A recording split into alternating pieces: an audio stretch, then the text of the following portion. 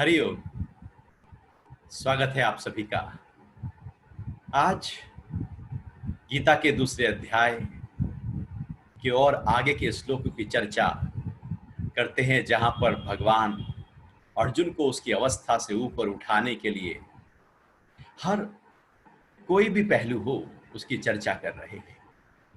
अभी तक उससे पहले भगवान आत्मा की बात करते हुए आए, उसके बाद क्षत्रिय धर्म की बात की कि क्षत्रिय धर्म भी तेरा यही है कि युद्ध कर।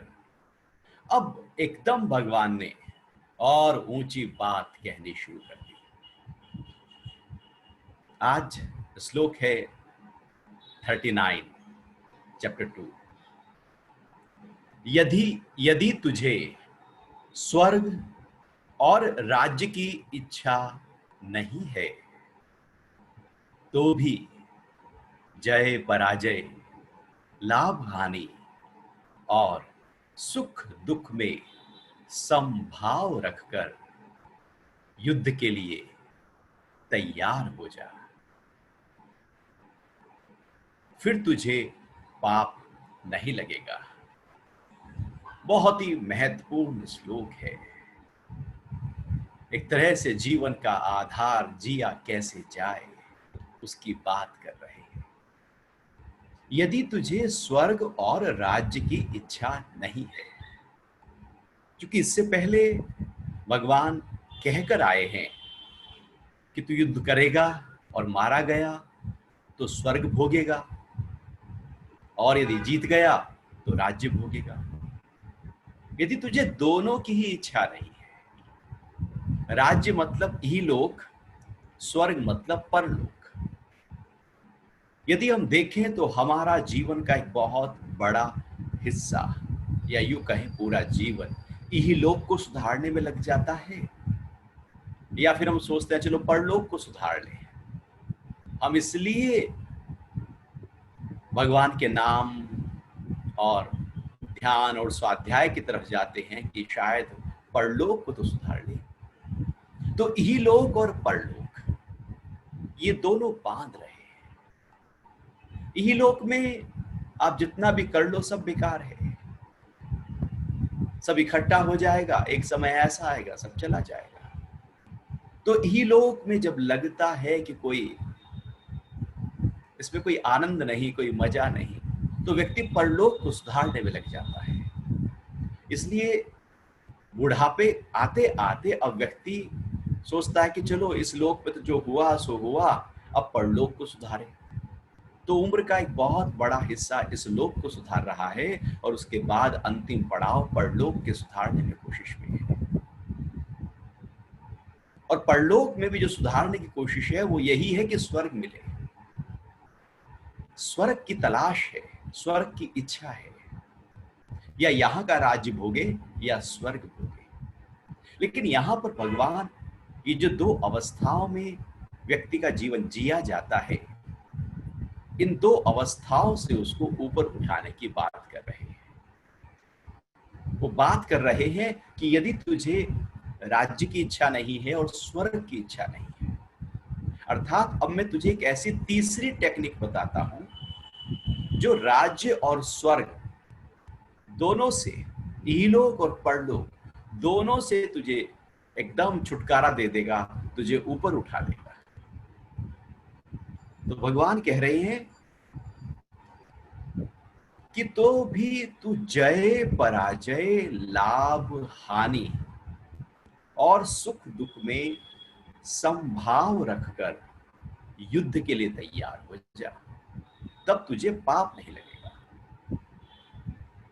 अब जय हो या पराजय हो, लाभ हो या हानि हो, सुख हो या दुख हो, दोनों में सम होना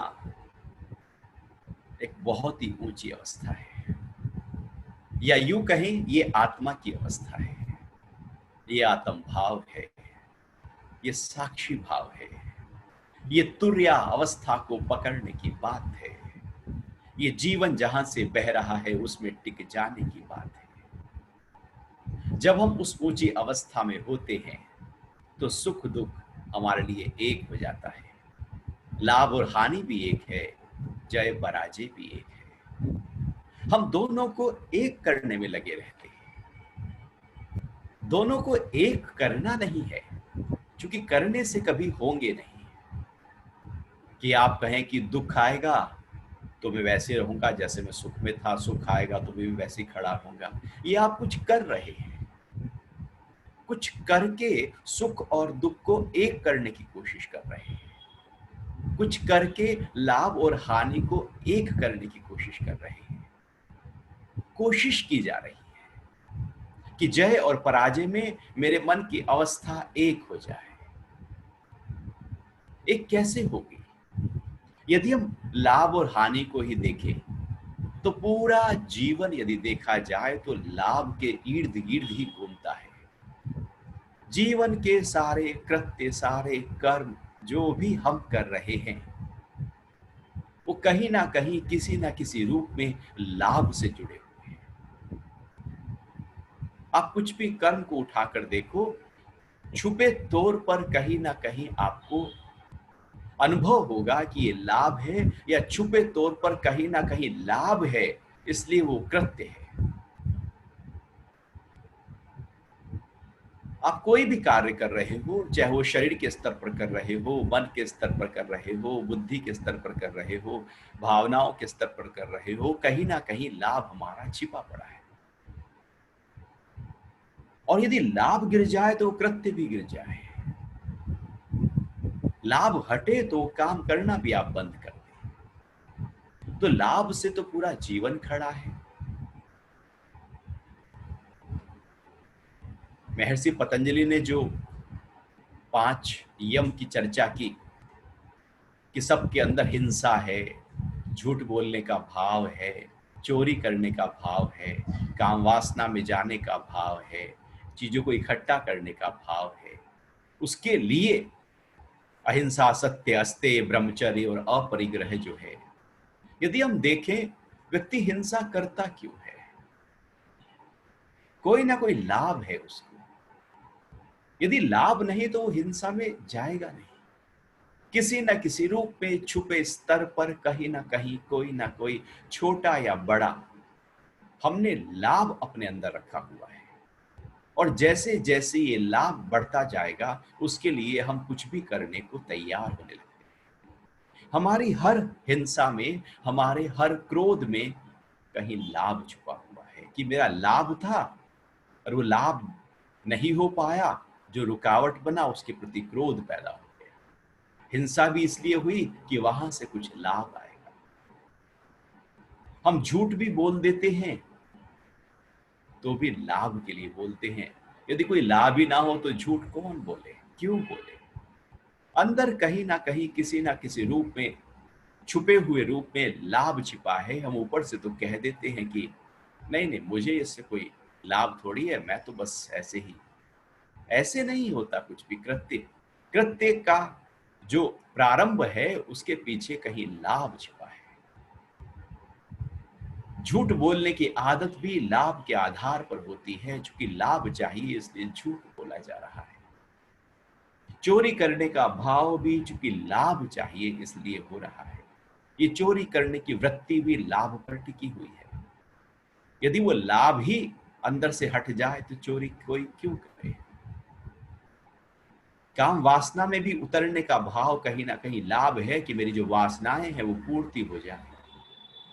और चीजों को इकट्ठा करने का भाव भी कहीं लाभ है।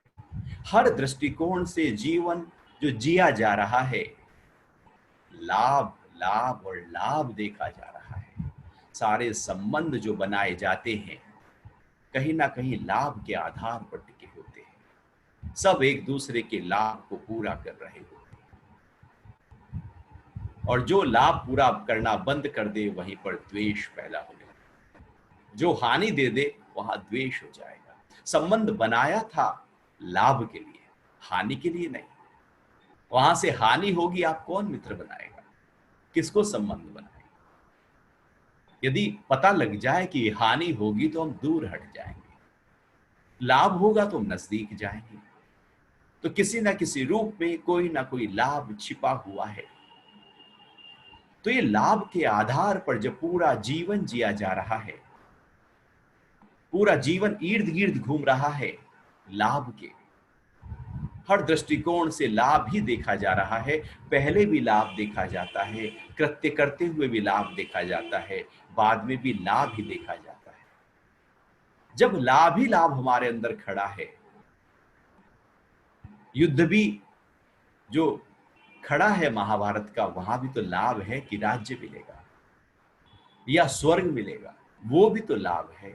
यह लोक का हो या परलोक का हो, कुछ मिलेगा, कुछ प्रॉफिट होगा, कुछ लाभ होगा, कुछ बेहतर हो जाएंगे। वो जो लाभ है उसके आधार पर हम पूरे जीवन को जी रहे हैं। लेकिन भगवान यहां पर एक ऊंची बात कह रहे हैं कि लाभ और हानि दोनों में समभाव हमारा हो जाए। लाभ से हम उठ जाएं तो कैसा होगा जीवन, कौन से होंगे कृत्य। जीवन की सारी कुरीतियां, सारे विकार कहीं ना कहीं लाभ के आधार पर टिके हुए हैं, और लाभ ही हट जाए, लाभ और हानि को हम एक कर दें और वहां दो न रहे, तो जीवन पूरी तरह से एकदम निराला, एकदम अद्भुत होने लगेगा। हम कहें कि लाभ और हानि को हम अंदर से सामान्य कर देंगे, लेकिन ये होगा नहीं। करने से नहीं होगा, होने से होगा। उस अवस्था में टिक जाने से लाभ और हानि अपने आप सामान्य हो जाएंगे। लेकिन यदि हम करने जाएंगे तो लाभ और हानि कभी सामान्य नहीं होंगे। हर लाभ, कोई भी लाभ के लिए कार्य किया जा रहा है, वहां पर पाप छिपा हुआ है। क्योंकि भगवान यहां पर कह रहे हैं लाभ और हानि, जय और पराजय, सुख और दुख को सम करके जब तू युद्ध करेगा तो तुझे पाप नहीं लगेगा। क्योंकि पाप तो लाभ और हानि में पड़ा ही है, सुख और दुख में पाप है ही है। आप कोई भी कार्य करते हैं, कोई भी लाभ कर रहे हैं, कहीं ना कहीं किसी ना किसी रूप में, सूक्ष्म रूप में, मन के स्तर पर, कृत्य के स्तर पर कोई ना कोई पाप है जो हमें दिख नहीं रहा है। पाप से तो हम तब उठेंगे ऊपर जब हम आत्म भाव में आएंगे।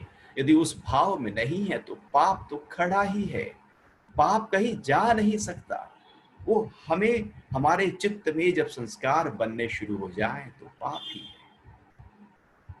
हमें अपने आप को, जीवन को, भगवान जो ज्ञान, एक ऊंचा ज्ञान दे रहे हैं, जीवन का एक नया दृष्टिकोण दे रहे हैं कि कैसे जिया जाए जीवन, इस तरह से जिया जाए कि जहां पर लाभ और हानि मुझे दो दिखाई ना दे।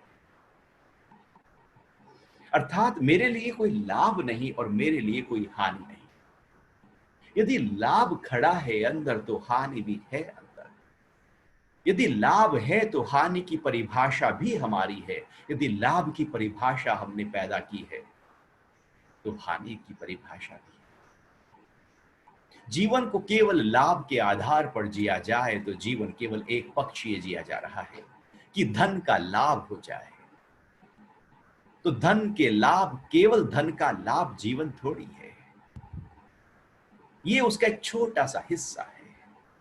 यदि उसी को बड़ा बना दिया गया तो फिर हमने तो एकाकी जीवन जी गया। हमने तो केवल एक दिशा में, ऐसे ही है कि जैसे जिम में गए और वहां पर जाकर सीधे हाथ का डोला बनाना शुरू किया, बाइसेप्स, ट्राइसेप्स अच्छे वेट से करना शुरू किया, धीरे धीरे वेट बढ़ाते गए। एक हाथ का आपका जो भुजदंड है, बाइसेप्स है, वो बड़ा होता जाएगा, बड़ा होता जाएगा। लेकिन वो एक हाथ का जो मसल्स है, वहां पर जब अच्छी तरह से मसल्स आ जाए तो उसको विकृति कहते हैं, उसको सफलता नहीं कहते। जिम में जाने का मतलब है कि शरीर के हर अंग का अभ्यास हो, एक्सरसाइज हो।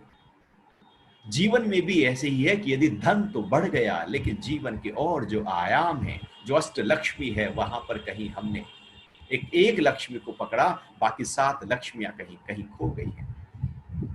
तो लाभ केवल धन के आधार पर हम जीवन में देखते हैं।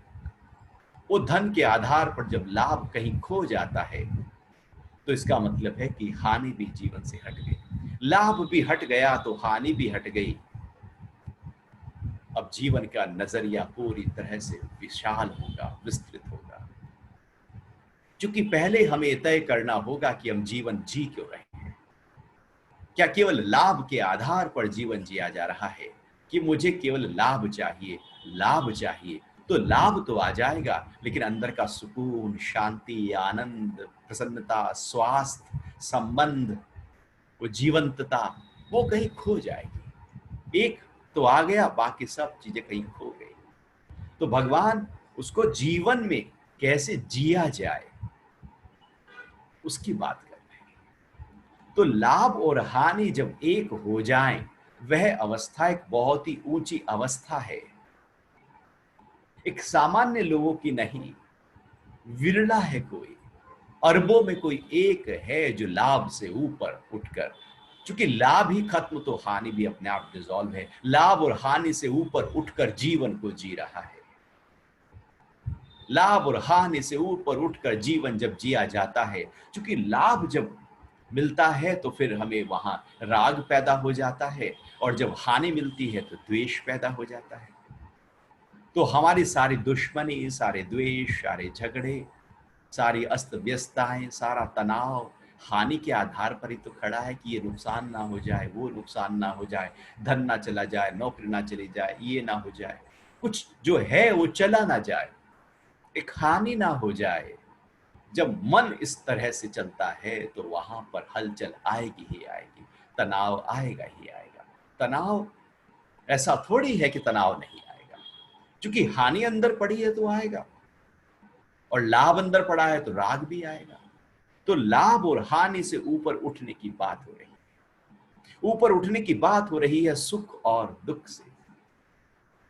क्योंकि जीवन को यदि हम देखें तो वो केवल सुख, और सुख जहां सुख मिल जाए, शरीर को सुख मिल जाए, इंद्रियों को सुख मिल जाए, मन को सुख मिल जाए, बुद्धि सुखमय हो जाए, बस हर तरीके से बाहर के सारे कंफर्ट जोन इकट्ठा हो जाएं, बस जीवन हम सुख में बिता दें।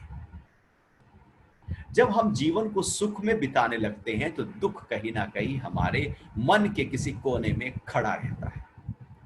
जब जीवन सुख से बिताया जा रहा है तो दुख खड़ा ही है। ऐसा हो नहीं सकता कि हम जीवन को सुख से बिता रहे हो और उस जो सुख है उसके जाने का डर ना हो। वो जरूर सताएगा डर अंदर, क्योंकि अंदर सुख की लालसा है तो दुख का डर भी है, और सुख को पाने के लिए सारी कोशिशें हो रही हैं। जीवन के सारे आयोजन इसी सुख को पाने के लिए हो रहे हैं, और दुख से अपने आप को हटा लेने के लिए हो रहे हैं, या यूं कहें कि जीवन से दुख हट जाए इसके लिए हो रहे हैं। हम एक ऐसा जीवन चाहते हैं जहां पर केवल लाभ हो, केवल सुख हो, केवल जय हो, एक पक्ष हो दूसरा पक्ष ना हो। हम ऐसा जीवन चाहते हैं कि केवल दिन ही दिन हो, रात ना हो, कि मैं तो हूं मेरी परछाई ना हो, सिक्का तो हो लेकिन उसका हेड ही हो, टेल ना हो। हम ऐसा अधूरा अधूरा जीवन चाह रहे हैं और सोच रहे हैं कि शायद वो पूर्ण है। जब सुख है तो दुख खड़ा ही है।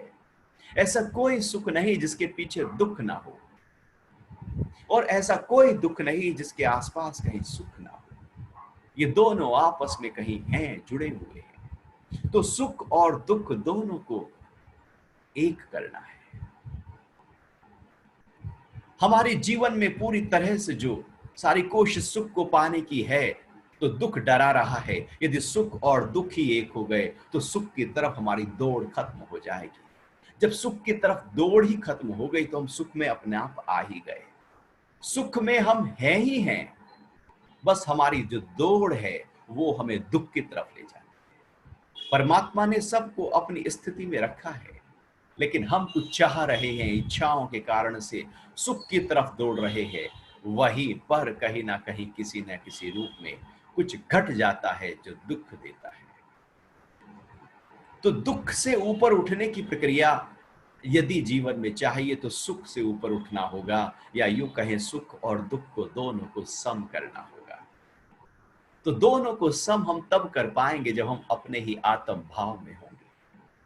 जैसे आप रात को गहरी नींद में सो रहे हो, तो ना सुख है ना दुख है, क्योंकि आप सुषुप्ति अवस्था में हैं।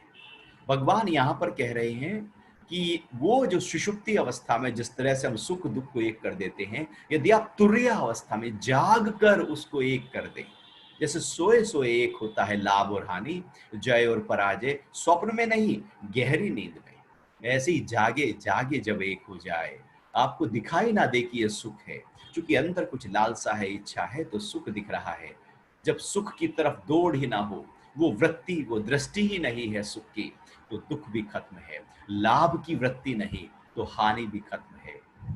जय नहीं चाहिए तो पराजय हमारा क्या बिगाड़ लेगी। जिनको जय की तलाश है उनको पराजय से बहुत दुख है।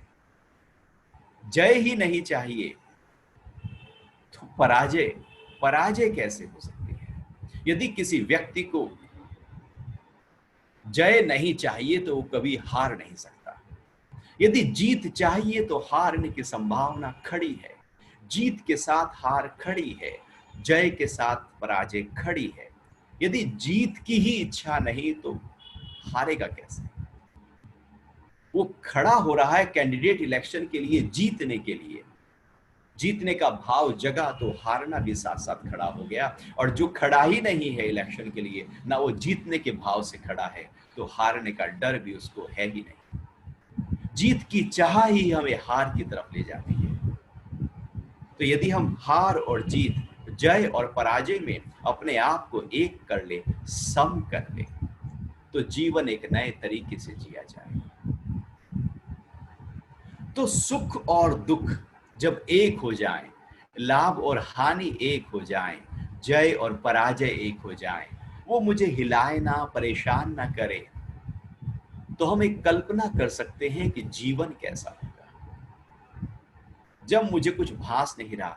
इसका मतलब ये नहीं है कि आप लाभ नहीं चाहेंगे तो लाभ, आप अपने कर्म, चूंकि भगवान आगे अब कर्म योग की बात करेंगे, आप अपना कर्म करें तो युद्ध कर। यहीं पर इसी श्लोक में भगवान कह रहे हैं तो युद्ध कर, तुझे पाप नहीं लगेगा।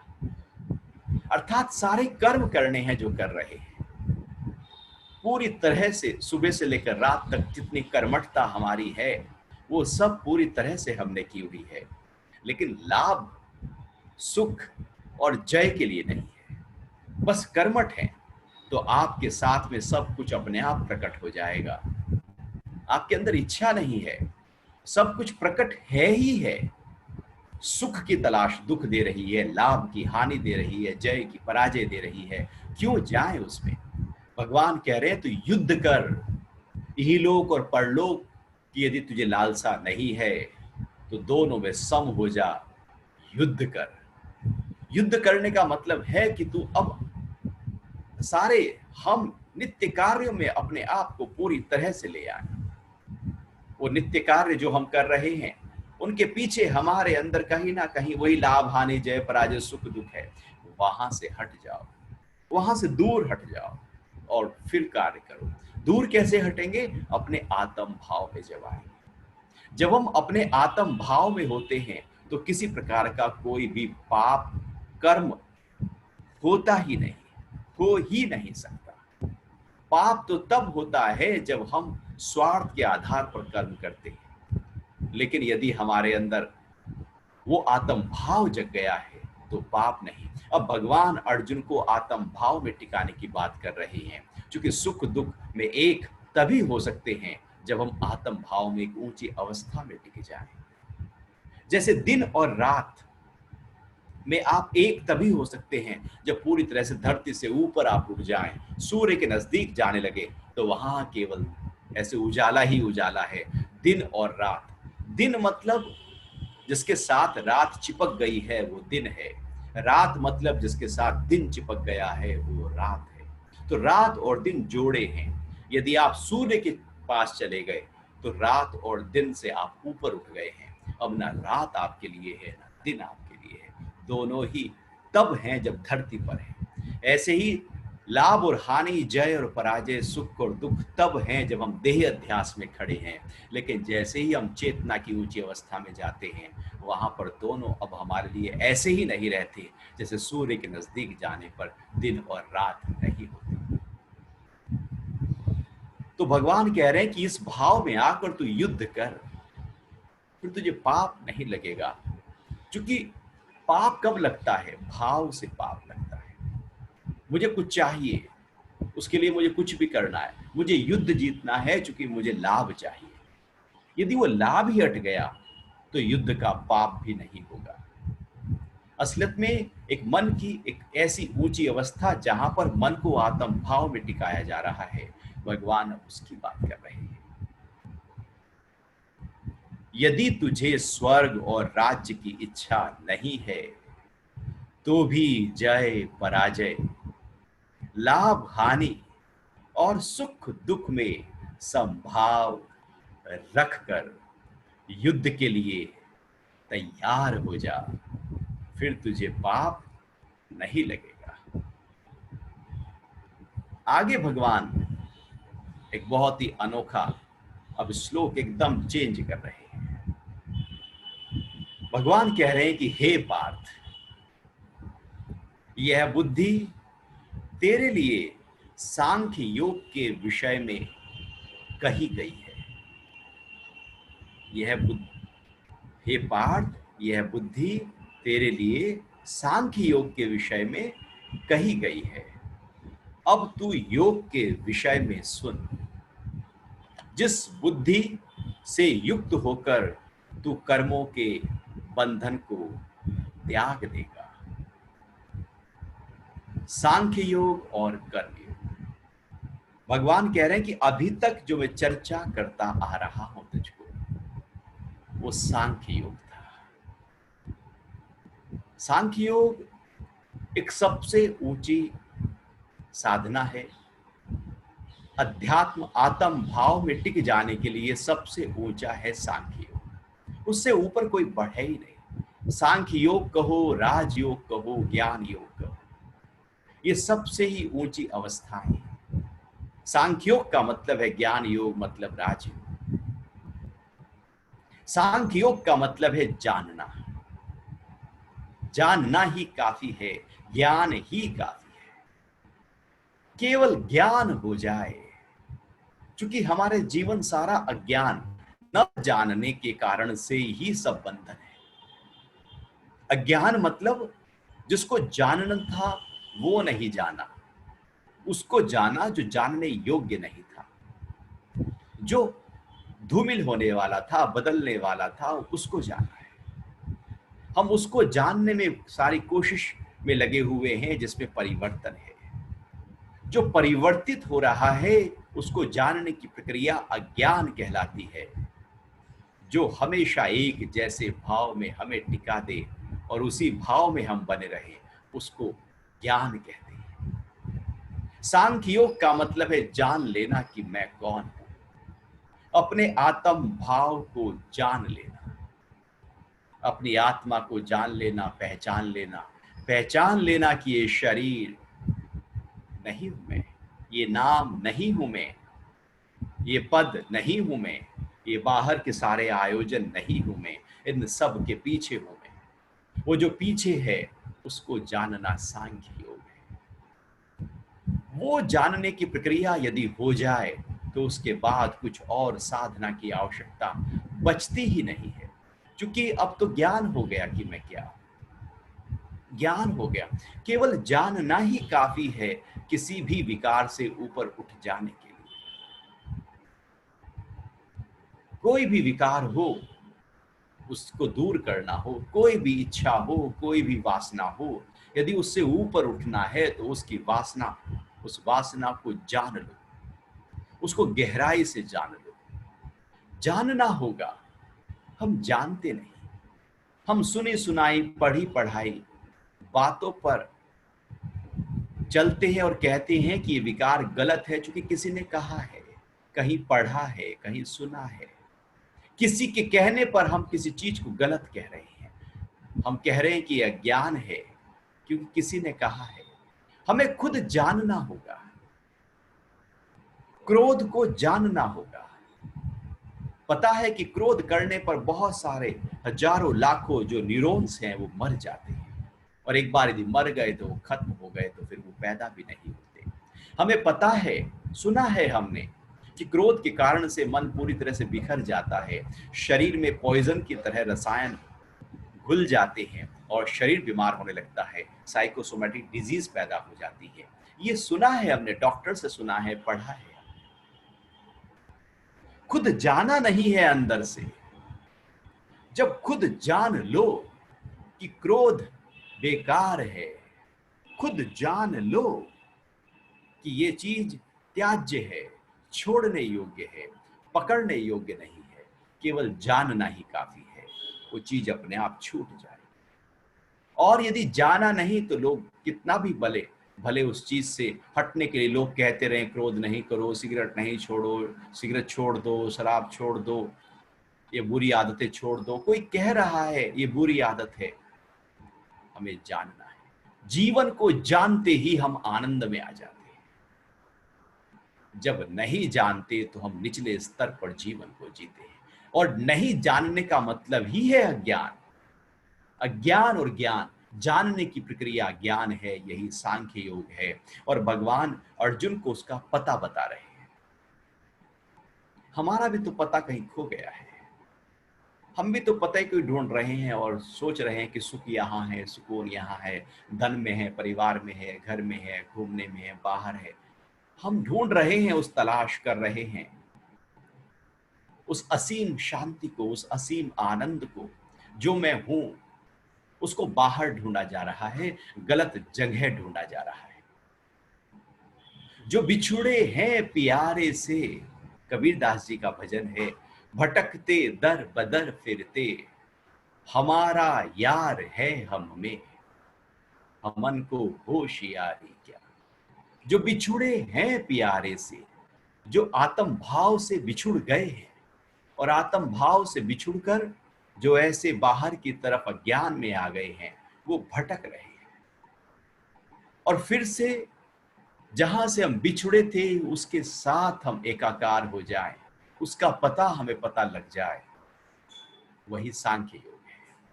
और भगवान अभी आत्मा की इतनी चर्चा जो करते हुए आ रहे हैं, वो सांख्य योग है कि शायद अर्जुन को इस तरीके से उसका जो अपना एड्रेस है, अपना पता है, अपना जो स्वरूप है, उसकी जानकारी हो जाए। हमें अपना पता यदि ना मिले तो यही बंधन है, और मिल जाए तो मुक्ति है। ऐसे ही है कि जैसे हम कहीं विदेश यात्रा पर गए और वहां पर जाकर होटल में सामान रखा और निकल गए घूमने के लिए, और सब कुछ सामान भी वहीं पर था, और जब निकले तो हमने जो होटल का एड्रेस था, नाम, क्योंकि कई बार जैसे फ्रांस में गए आप तो फ्रेंच लैंग्वेज में होते, नाम याद ही नहीं होते, और वो चिट भी खो गई आपकी, और आप निकल गए घूमने कहीं दूर। अब कोई आपके पास साधन नहीं है होटल को ढूंढने का, तो कितना भटकेंगे हम, दर दर भटक जाएंगे, लेकिन जब तक वो एड्रेस ना मिल जाए सुकून नहीं आएगा। परेशान हो जाएंगे, बावलों की तरह हो जाएंगे। ऐसा ही कुछ हो रहा है, यही बंधन है। हमारा जो एड्रेस है, हमारा जो अपना स्वभाव है, वो आत्मा का है, और हम अनात्मा जहां पर पूरी तरह से बाहर की तरफ हम अपने आप को उलझा रहे हैं और जी रहे हैं। और जब हम जहां से बिछुड़े हैं उसका पता पा ले, वो एड्रेस जो खोया था कोई आपको पहुंचा दे वहां पर, और गुरु यही कार्य करते हैं, जो एड्रेस आपका खो गया था वहां पहुंचा देते हैं। तो आपको कितना आराम आएगा, आपका होटल मिल गया, सारा सामान मिल गया, जो आप जहां चाहते थे वो मिल गया, एकदम आप रिलैक्स हो गए। ऐसे ही है कि यदि सांख्य योग अर्थात अपने आत्म भाव में यदि हम टिक जाएं, तो उससे बढ़कर कोई आनंद नहीं। उसी को असीम सुख, अक्षय सुख कहा है। वही मुक्ति है, वही कैवल्य है, वही परम धाम है। क्योंकि उस स्थिति को मैंने पा लिया जो मैं हूं। मैं अभी उसको ढूंढ रहा हूं, उसको पा रहा हूं जो मैं नहीं हूं बाहर।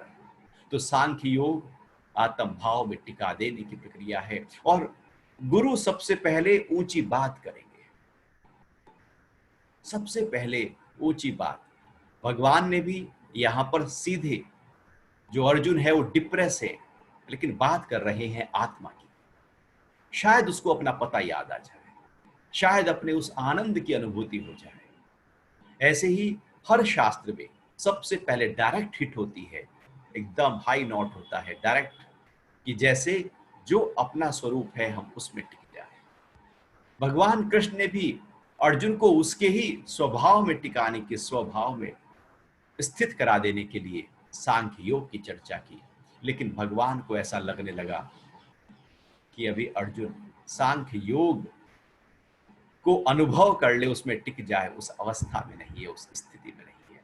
क्योंकि ये जो योग भ्रष्ट होते हैं, जो बहुत ही उच्च कोटि के साधक होते हैं, जो पहले से साधना करके आ चुके हैं और अब इस जन्म में जब वो आगे की साधना प्रारंभ करते हैं, तो वह सांख्य योग से केवल जानने मात्र से ही वो याद आ जाता है सब कुछ पिछला।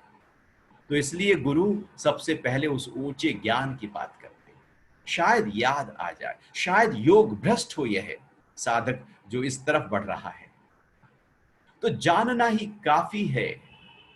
सारा जगत अज्ञान के आधार पर सुख दुख लाभ हानि जय पराजय में उलझा हुआ है। लेकिन यदि जान लो कि लाभ क्या है और हानि क्या है, जानना ही काफी है उससे उठ जाने के लिए। जानना ही काफी है सुख और दुख से ऊपर उठ जाने के लिए। हम जानते नहीं, हमें कोई कहता है कि उसमें सुख है तो लगे उसमें, हमें कोई कहता है कि बड़े घर में सुख है, लगे ईएमआई लेकर अब हम उसी घर को पाने की चाह में लग गए।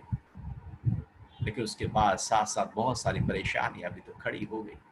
किसी के कहने पर जब सुख में गए, जाना नहीं भीतर से, यदि जान लो तो कोई सुख नहीं और कोई दुख नहीं। जानने की प्रक्रिया सांख्य योग की प्रक्रिया है, सबसे ऊंची अवस्था है। और भगवान उसी सांख्य योग की चर्चा करते हुए अभी तक आ रहे थे। इसलिए दूसरे अध्याय का नाम ही सांख्य योग है। 18 अध्याय, हर अध्याय का नाम किसी ना किसी योग से जुड़ा हुआ है, तो दूसरा अध्याय ही सांख्य योग। तो भगवान ने कहा कि अभी तक मैंने तुझे सांख्य योग की बात कही, अब तुझे मैं कर्म योग की बात कहता हूं। अभी तक सांख्य योग की बात थी, अब कर्म योग, अब दूसरे जो उसकी स्थिति है उसकी बात कर रहा हूं। हो सकता है तो सांख्य योग से ही मुक्ति के भाव में टिक जाता, लेकिन नहीं टिका, कोई बात नहीं, डोंट वरी। कुछ आगे बात करते हैं, कुछ नया तरीका बताते हैं, कुछ एक और रास्ता बताते हैं। सबसे ऊंचा रास्ता तो मैंने तुझे पहले बता दिया, क्योंकि ये अध्यात्म जो है वो अनेक मार्गों के साथ पाया जा सकता है। ऐसा नहीं कि उसके लिए केवल एक ही मार्ग है।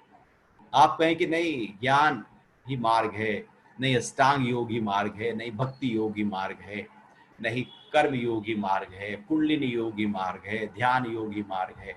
अनेकों अनेक मार्ग हैं। 18 अध्याय के 18 मार्ग तो गीता में यहां भगवान कह रहे हैं, पहुंचना वही है। लेकिन जो जिस मार्ग की ओर चलने लगता है वो कहता है कि नहीं यही सर्वोत्तम, सबसे ऊंचा रास्ता यही है, क्योंकि वो उस पर चल रहा है, उसे कहना भी चाहिए।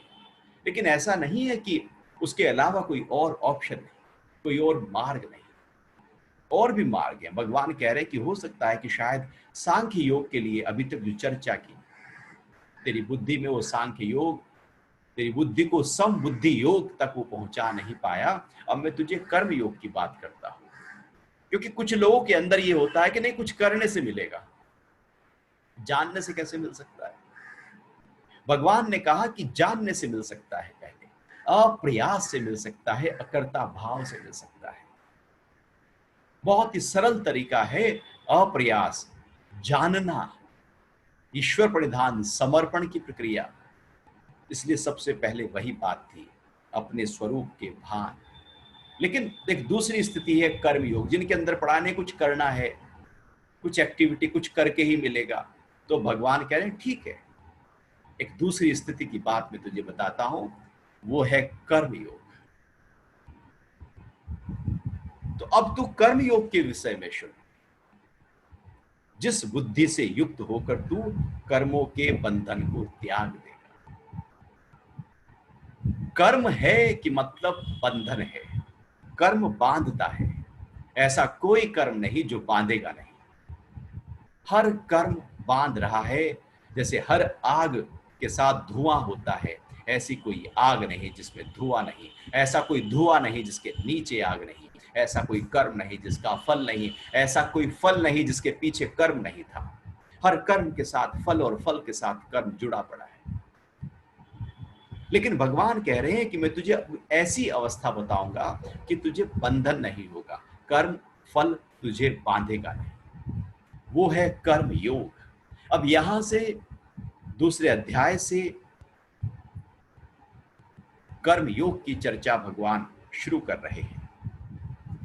ये कर्म योग एक ऐसी ऊंची अवस्था है, 39 श्लोक है यह, कि हे पार्थ, यह बुद्धि तेरे लिए सांख्य योग के विषय में कही गई जो अभी तक चर्चा करते आ रहा हूं। अब तू योग के विषय में सुन, जिस बुद्धि से युक्त होकर तू कर्मों के बंधन को त्याग देगा। कर्म योग दो शब्द है, एक कर्म है, एक योग है। योग महत्वपूर्ण है यहां पर। जब अब योग मतलब अपने स्वरूप, अपने आत्म भाव में टिककर, उस ऊंची अवस्था में टिककर कोई कर्म करते हैं। हम करते नहीं हैं, हमसे जो कर्म होता है वो कर्म योग है। योग में टिककर किए गए कर्म, योग में टिककर होने वाले सारे कर्म कर्म योग हैं। वो कुछ बांधेंगे नहीं, बांध ही नहीं सकते, चूंकि आप अपने आत्म भाव में टिके। कर्मयोग का मतलब है आत्म भाव में टिकने के बाद जो कर्म होते हैं वो कर्मयोग कहलाते हैं। और चित्त में, वासना में, इच्छा में, लाभ में, हानि, जय पराजय, सुख दुख, स्वार्थ, इसमें टिककर काम क्रोध लोभ मोह राग द्वेष टिककर जो किए जाते हैं कर्म, सब बांधते हैं, सारे पाप के भागी बनाते हैं। लेकिन योग में टिककर, अपने आत्म भाव में टिककर जो कर्म होगा वो नहीं बांध सकता। क्योंकि कर्म का बंधन तब आता है जब कर्म करते हुए आसक्ति हो, अहंकार हो, स्वार्थ हो। हम कोई भी काम करते हैं उसके पीछे हमारी आसक्ति पहले खड़ी है, लाभ पहले खड़ा है। बिना लाभ के तुम कुछ करते नहीं है, पहले तो लाभ हम सोच लेते हैं। तो लाभ ही सोच लिया तो कर्म योग तो रहा ही नहीं। अब हम कहें हम कर्म योग में हैं, हम लाभ पहले से पक्का किया हुआ है, तो कर्म योग नहीं। कर्म योग का मतलब है जब टिक गए हैं योग की उस आत्म भाव की अवस्था में। अब शरीर तो कुछ करेगा, इंद्रियां तो कुछ करेंगी, मन भी करेगा, बुद्धि भी करेगी, सब कुछ होगा, जीवन वैसा ही जिया जाएगा जैसा जिया जा रहा है। लेकिन अंदर की अवस्था बदल गई।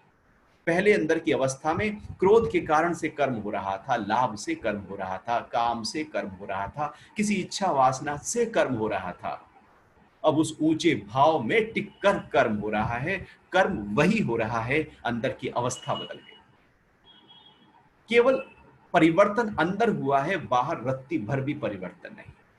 वही आपका ऑफिस होगा, वही घर होगा, वही परिवार होगा, वही संबंध होगा, वही समाज होगा, सारे कृत्य वही, कुछ बदलाव नहीं आएगा बाहर से, लेकिन अंदर की अवस्था बदल चुकी होगी। अंदर आप योग में टिक गए होंगे। जब अंदर योग की अवस्था में टिक जाएं और फिर सारे कर्म करें,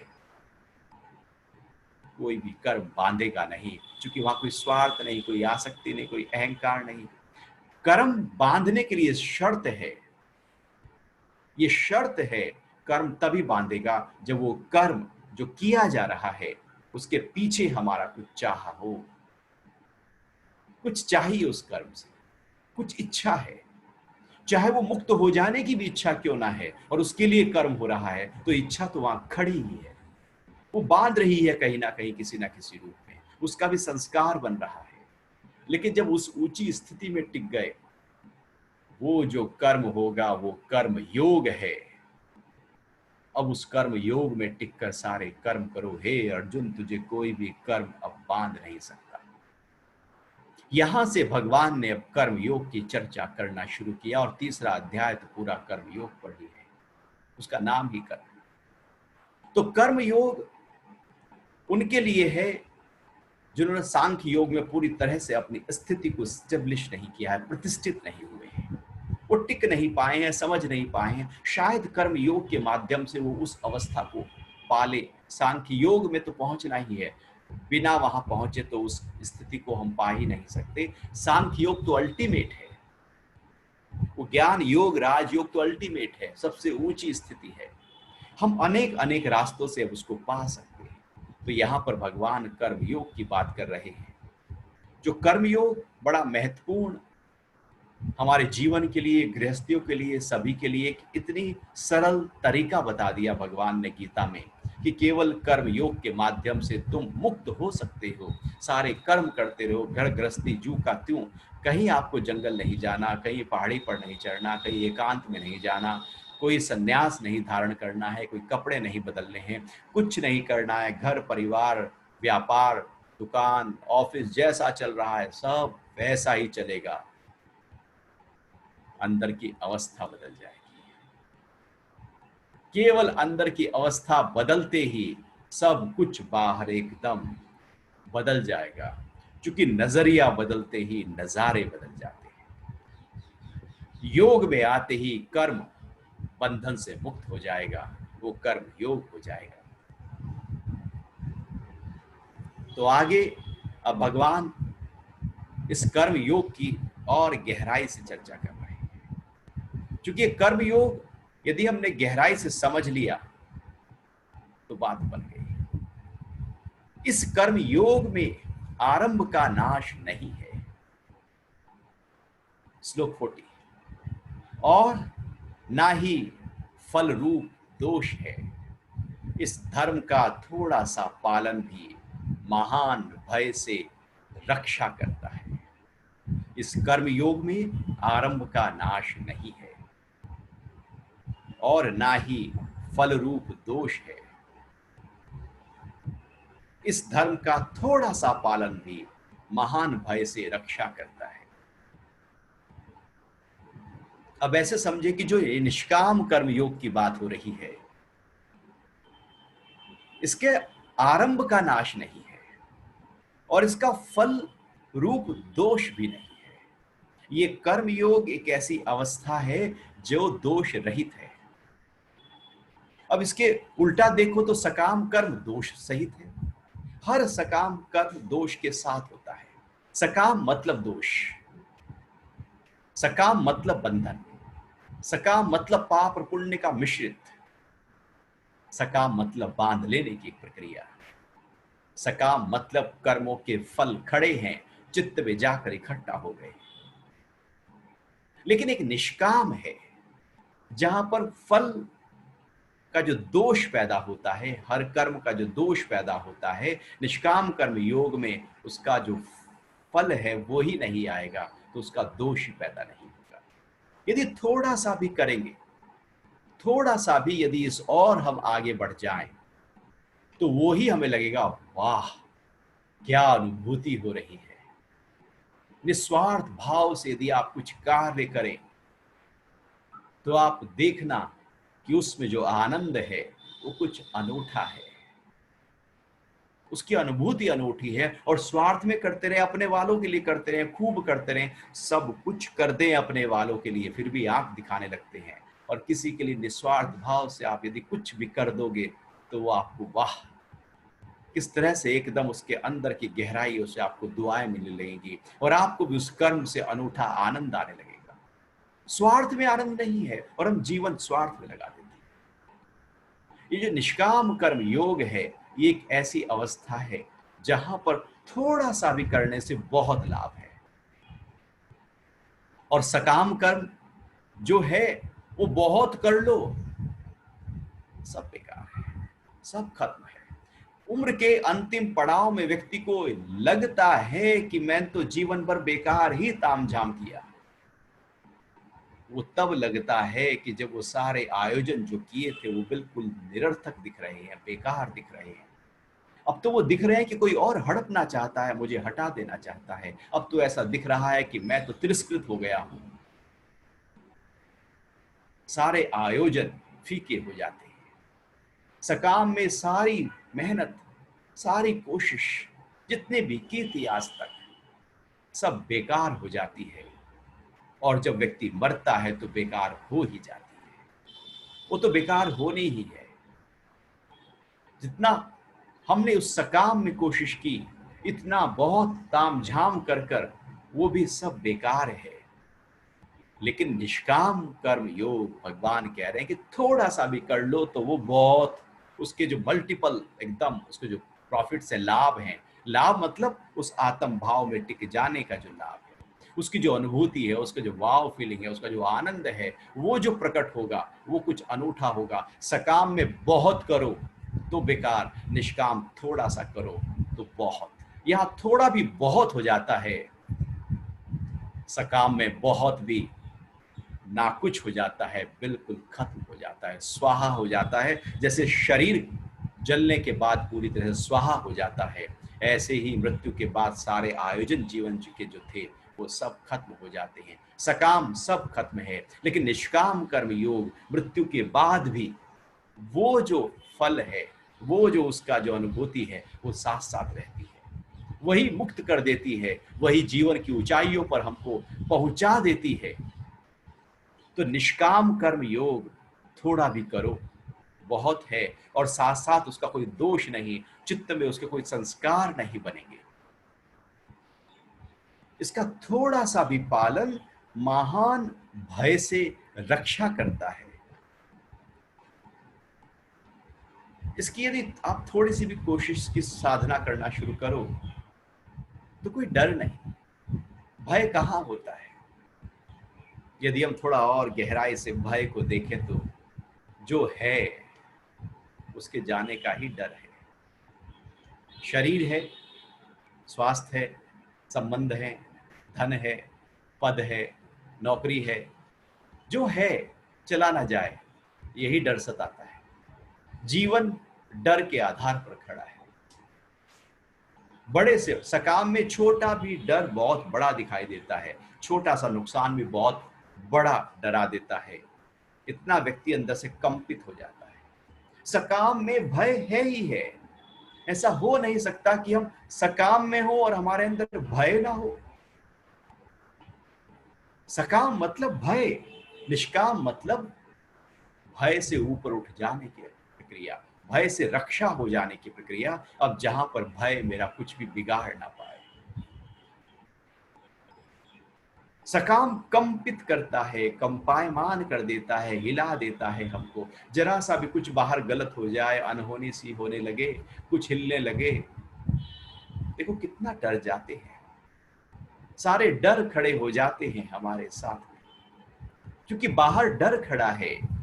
देह अध्यास में डर है ही है, आत्मा में डर नहीं। आत्मा में तो भय से रक्षा है, मृत्यु से रक्षा, क्योंकि सबसे बड़ा डर तो मृत्यु का है, और आत्मा में मृत्यु से ही रक्षा हो जाती है।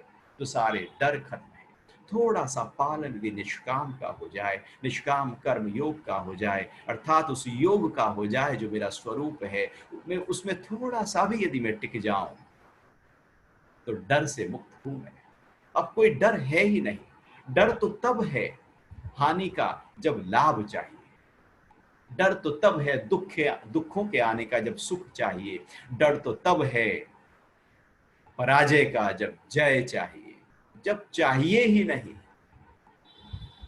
चाह गई चिंता मिटी, मनवा बेपरवाह, हमको कुछ नहीं चाहिए, हम हैं शहंशाह। जब कुछ नहीं चाहिए तो डर खत्म है, जब कुछ चाहिए तो डर खड़ा है। और निष्काम कर्म योग अर्थात फल चाहिए ही नहीं, फल की तरफ रुझान ही नहीं, आंख ही नहीं, इच्छा ही नहीं, वृत्ति ही नहीं, दृष्टि ही नहीं, तो डर भी खत्म हो गया। तो इस तरह से यदि निष्काम कर्म योग का पालन हम करना शुरू करें तो जीवन के सारे डर खत्म हैं।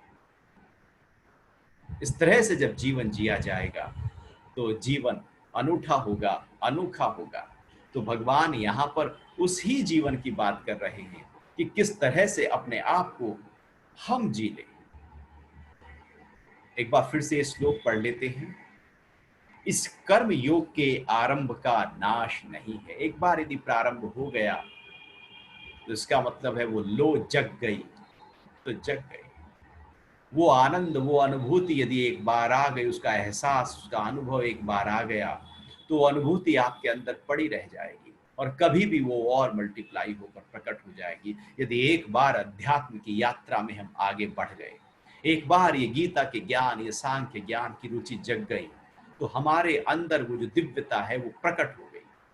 और वो दिव्यता प्रकट यदि हो गई तो उसका नाश कभी नहीं होगा, वो हो गई।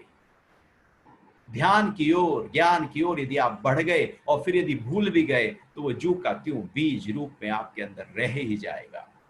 न जाने कब उसका पेड़ बन जाए, लेकिन उसका नाश कभी नहीं हो सकता, क्योंकि आत्मा की यात्रा में किए गए सारे जो भी साधनाएं हैं वो कभी नष्ट नहीं हो और ना ही फल रूप दोष है। इसकी प्रैक्टिस में कोई दोष नहीं, चित्त में संस्कार इकट्ठे भी नहीं होंगे। इस धर्म का थोड़ा सा पालन भी महान भय से रक्षा कर देगा। यदि उस भाव में हम टिक जाएं तो कोई भय नहीं, कोई डर नहीं, अब पूरी तरह से अभय होकर हम जीवन को जीना प्रारंभ कर देंगे। अभी आपका कोई प्रश्न उठ रहा हो तो उस पर बात कर लेते हैं।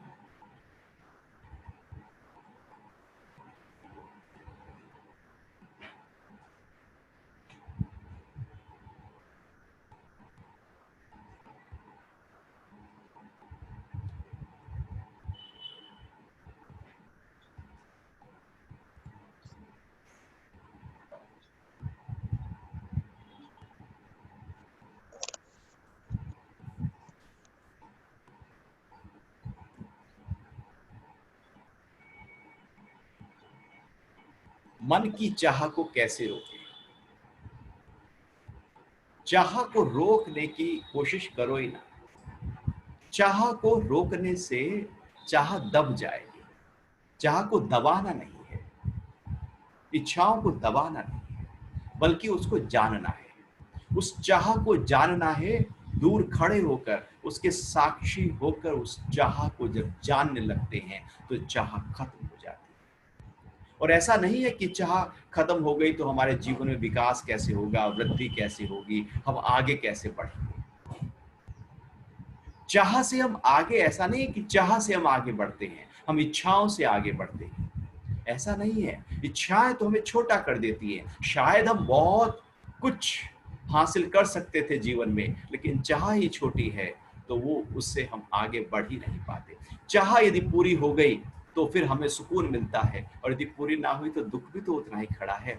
हर चाह के पीछे दुख खड़ा ही है। तो ऐसी चाह हम क्यों पैदा करें जहां पर दुख भी खड़ा है, पराजय भी खड़ी है, हानि भी खड़ी है। क्यों ना उससे ऊपर उठ जाए, क्यों ना हम कर्मठ हो जाए। जो भगवान कह रहे हैं कि तू युद्ध कर, तू अपने काम कर, तू कर्मठ हो जा। जो कर्तव्य कर्म है जिसमें हम एक्सपर्ट हैं, बिना चाह के हम उसमें पूरी तरह से उतर जाए। अपने सारी जिम्मेदारियों, अपने सारे कर्तव्य कर्म के प्रति पूरी निष्ठा के साथ जब हम पूरी तरह से अवतरित हो जाएंगे बिना चाहत के, तो आप निश्चित मानिएगा जो चाह से आप उतर रहे थे वो चाह दुख देने वाली थी। क्योंकि आगे एक श्लोक इसी पे आ रहा है, कर्मण्येवाधिकारस्ते मा फलेषु कदाचन। उस पर इसकी हम बात बहुत ही गहराई से करेंगे, डिटेल से करेंगे कि किस तरह से उसका कॉन्सिक्वेंस, किस तरह से उसका फल हमारे सामने प्रकट होता है और हमें बांध लेता है और हमें आगे बढ़ने नहीं देता। तो यहाँ पर भगवान ने कहा कि सांख्य योग अर्थात केवल जान लो अपने साथ बैठकर, अपने अंतरतम में बैठकर अपने अपने को जानकर, अपने को न जानकर ही चाह उत्पन्न होती है। इच्छाएं पूरी होती है तो चौथी को जन्म देती है। एक चाह पूरी होने के बाद एक नई चाह को जन्म देती चली जाती है, और जीवन भर एक चाह की, एक इच्छाओं की श्रृंखला ऐसे बन जाती है, एक चेन बन जाती है, वो कभी टूटती नहीं है। हर चाह दूसरी चाह को पैदा कर रही है। क्यों ना चाह से ही ऊपर उठ जाएं। यदि चाह में खड़े होकर चाह को रोकने की कोशिश करेंगे तो एक नई चाह आ जाएगी कि इस चाह को रोकना है, ये भी तो चाह है। चाह को काटने के लिए भी तो एक नई चाह चाहिए। तो हम कहीं ना कहीं चाह में तो खड़े ही हैं, इच्छा में तो खड़े ही हैं कि मेरी इच्छाएं खत्म हो जाएं, ये भी तो इच्छा है। क्यों ना इच्छाओं के व्यापार से, लेन देन से ही अपने आप को ऊपर ले आए। तो यहाँ पर जो सांख्य योग की बात हो रही है वो ऊंची साधना है, जहां पर हम अपने आप को उस चाह से ऊपर ले आते हैं। इच्छाओं के पूरे जंगल से जब हम ऊपर उठ जाते हैं तो इच्छाएं हमारा कुछ बिगाड़ नहीं पाती, परेशान नहीं कर पाती। आप देखना, हर इच्छा ही दुख का कारण बनती है। सारे दुख जीवन में जितने भी हैं, किसी ना किसी इच्छा से ही पैदा हुए थे। उस दुख के पीछे जाकर देखना, कहीं ना कहीं कोई ना कोई दबी हुई इच्छा थी, चाह थी। यदि वो चाह ना होती तो दुख ना होता। सारे दुख जीवन के हमारी इच्छाओं के आधार पर खड़े हैं। क्योंकि इच्छा पूरी हो गई तो एक नई चाह पैदा हो गई, और इच्छा पूरी नहीं हुई तो दुख आ गया। हर चाह पूरी होकर नई चाह, और वो पूरी होकर नई चाह, और कहीं ना कहीं तो कभी ना कभी तो ये चाह टूटेगी और पूरी नहीं होगी, फिर दुख आएगा और दुख हमको नीचे की तरफ ले जाएगा। क्यों ना इस अपने आप को ऊपर उठा ले, और वो तब होगा जब हम अपने आप को अनुभव करेंगे कि मैं कौन हूं। प्रश्न तो और भी आ रहे हैं, लेकिन समय आज के लिए हो चला है। तो आज हमने 3 श्लोक लिए, चूंकि बहुत ही गहरे थे, थोड़ा इसमें अर्थ छुपा हुआ था, जिससे हम इसको समझ पाए, सरल कर पाए, लिक्विड डाइट के रूप में इस गीता ज्ञान को अपने अंतरतम में समा पाए। और जो आगे की चर्चा और गहराई से भगवान चर्चा कर रहे हैं, वो परसों को हम बात करेंगे। तब तक के लिए हरि ओम, प्रणाम।